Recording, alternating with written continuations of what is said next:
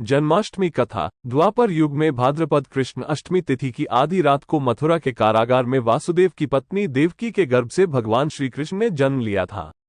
श्रीकृष्ण ने बुधवार को रोहिणी नक्षत्र में जन्म लिया था। अष्टमी तिथि को रात्रिकाल अवतार लेने का प्रमुख कारण उनका चंद्रवंशी होना बताया जाता है। श्रीकृष्ण चंद्रवंशी, चंद्रदेव उनके पूर्वज और बुध चंद्रमा के पुत्र है।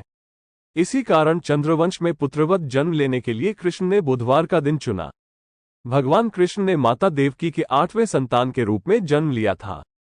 कृष्ण जी का जन्म मथुरा में मामा कंस के कारागार में हुआ था। माता देवकी राजा कंस की बहन थी, इसीलिए भाद्रपद कृष्ण अष्टमी तिथि को भगवान श्री कृष्ण का जन्मोत्सव मनाया जाता है। कंस को सत्ता का लालच था। उसने अपने पिता राजा उग्रसेन की राजगद्दी छीनकर उन्हें जेल में बंद कर दिया था और स्वयं को मथुरा का राजा घोषित कर दिया था। राजा कंस अपनी बहन देवकी से बहुत प्रेम करता था।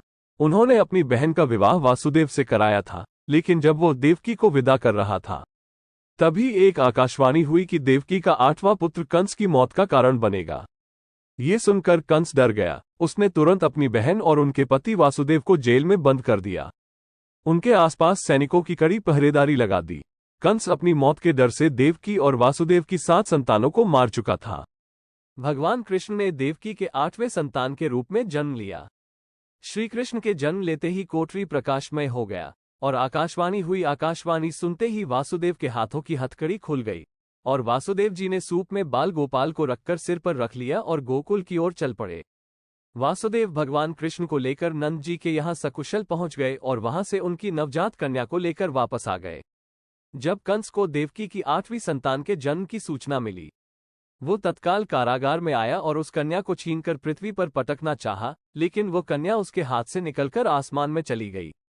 फिर कन्या ने कहा, हे मूर्ख कंस, तुझे मारने वाला जन्म ले चुका है और वह वृंदावन पहुंच गया है। वो कन्या कोई और नहीं, स्वयं योग माया थी। बाबा नंद और उनकी पत्नी मां यशोदा ने कृष्ण जी का पालन पोषण किया।